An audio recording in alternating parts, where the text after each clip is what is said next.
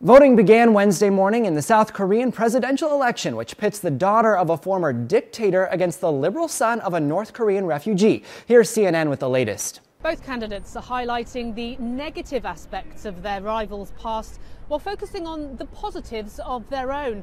And both are hoping that the ghosts of presidents past will help propel them to the Blue House. Known as Madam Park by her supporters, the conservative Park Geun-hye has spent much of the campaign trying to distance herself from her father's regime.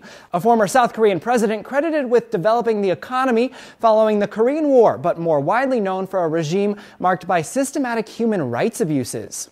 As for the left-of-center candidate, Moon Jae-in, a former human rights lawyer once jailed for challenging the regime of Park's father. The polls show him closing the gap on Park's narrow lead. But despite hailing from very different political backgrounds, Park's moved to the center in order to distance herself from the unpopular outgoing president Lee Myung-bak has left few major differences between the two candidates. Some say Park becoming the first woman president would be unprecedented in a country where the wage gap between genders is the widest of any industrialized country. But a writer at The Independent calls Park's success hardly applicable for other women trying to break the glass ceiling.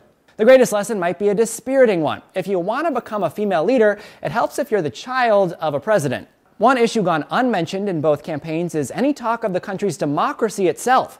This in a country which up until 1987 had not allowed its citizens to vote, notes a writer at the Wall Street Journal. Koreans now seem to take it for granted that whoever they elect this week will step down as scheduled in 5 years, when voters will have another chance. That change in tone is striking, even if the candidates or policy proposals aren't. The latest public opinion poll showed Park with a 0.5% lead over Moon going into the election. For Newsy, I'm Bryce Sander. Multiple sources, The Real Story.